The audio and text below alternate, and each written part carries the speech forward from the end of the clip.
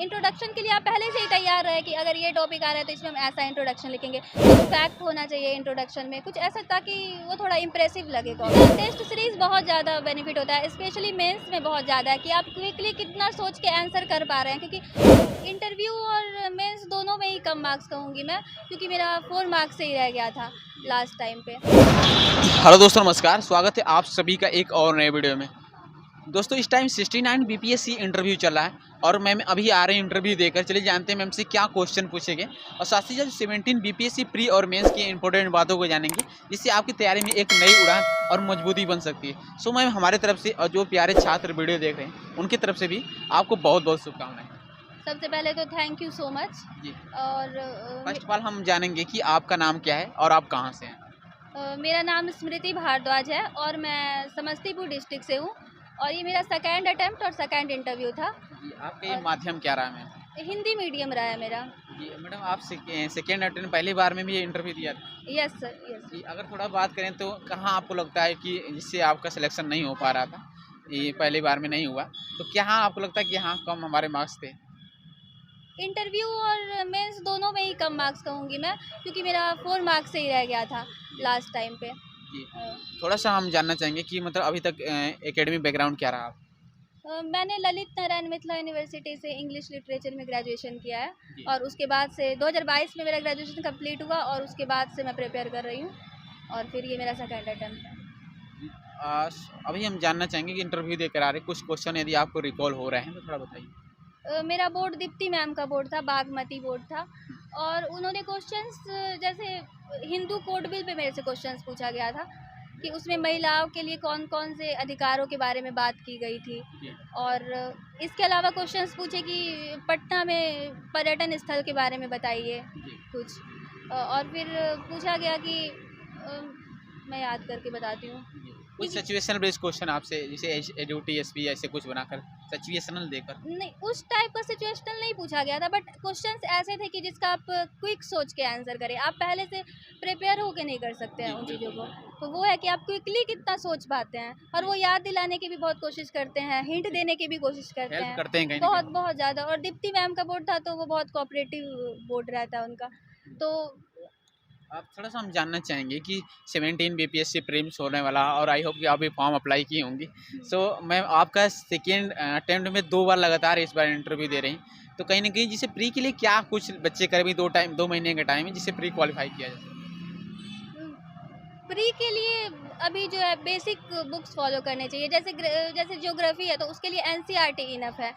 और जो भी स्टैंडर्ड बुक्स है, जैसे पॉलिटी के लिए लक्ष्मीकांत है, तो वो इनफ है। और उसके अलावा हिस्ट्री के लिए तो स्पेक्ट्रम है, और विपिन ये आर एस शर्मा वाला जो बुक है, इतना इनफ है।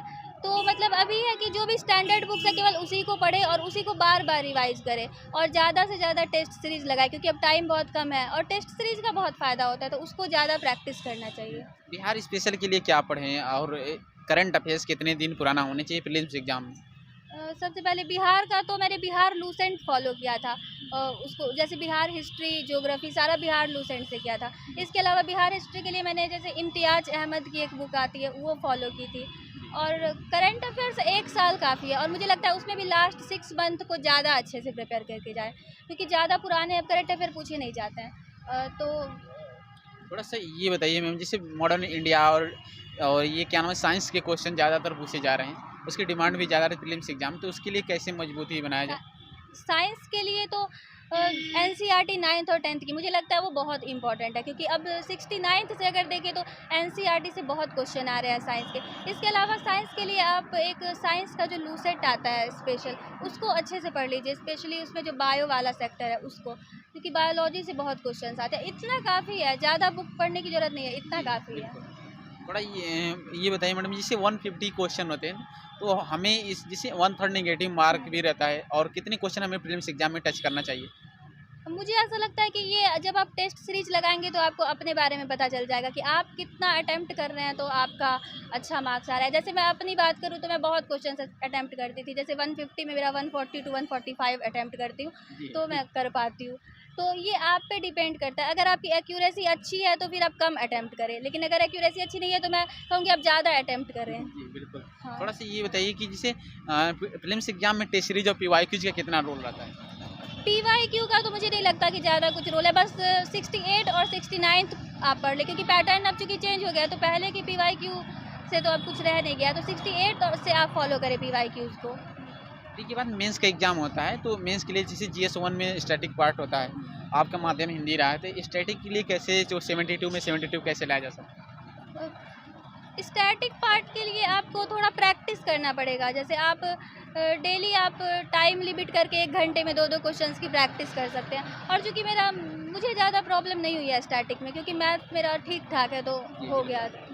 थोड़ा सा मैम ये बताइए कि जैसे जो करंट अफेयर्स और IR के क्वेश्चन होते हैं मॉडर्न इंडिया के GS1 में, थोड़ा उसके बारे में बताइए। और साथ ही साथ जैसे जब मेंस लिखते हैं GS1 GS2, सुबह की मीटिंग GS1, शाम को GS2, तो कई बहुत सारा प्रेशर रहता है एग्जाम के, अरे ये कवर करना है, तो उसके लिए जो शॉर्ट नोट्स बनाते हैं तो उसको कैसे तैयार करते हैं? मुझे लगता है कि मेंस में शॉर्ट नोट्स बहुत ज़्यादा इम्पोर्टेंट है, और आप नोट्स एक पेज में बनाएं, नोट्स ज़्यादा लंबे ना बनाएं, ताकि आप एग्जाम से 1 दिन पहले उसको रिवाइज कर सकें। जैसे पॉलिटी के लिए तो आप लक्ष्मीकांत का से आप नोट्स बना सकते हैं, जैसे उसमें मौलिक कर्तव्य है, जैसे तो आप उससे आप 1 पेज का नोट्स बना लें, इसका क्या महत्व है, आप उससे 1 पेज बना सकते हैं। और जो करंट में जो पॉलिटी का टॉपिक चल रहा है, उसके लिए भी आप नोट्स बना सकते हैं। उसके लिए भी जैसे करंट अफेयर्स के लिए तो जैसे मैगजीन वगैरह मंथली आती है, तो आप उससे अपने नोट्स बना लें, क्योंकि नोट्स नहीं बनाने पे मुझे लगता है कि प्रॉब्लम हो जाती है। थोड़ा सा मैम आपका माध्यम हिंदी रहा, हिंदी मैडम के माध्यम वालों के लिए एक बेस्ट आंसर लिखने के लिए क्या क्या क्वालिटी होनी चाहिए? किसी सारा खेल तो आंसर राइटिंग पर ही, इसी पर सिलेक्शन निर्धारित होता है, तो एक अच्छे आंसर लिखने की क्या क्या क्वालिटी होती है? जैसे अच्छा आंसर लिखने के लिए आप एक टू द पॉइंट लिखें, जो क्वेश्चंस की डिमांड है उसको लिखें। अगर बहुत बार होता है क्वेश्चन जैसे 3-4 पार्ट्स में होते हैं, तो आप 3-4 पार्ट्स को अलग अलग डील करें, ये नहीं कि केवल एक पार्ट लिख के और फिर छोड़ दिए।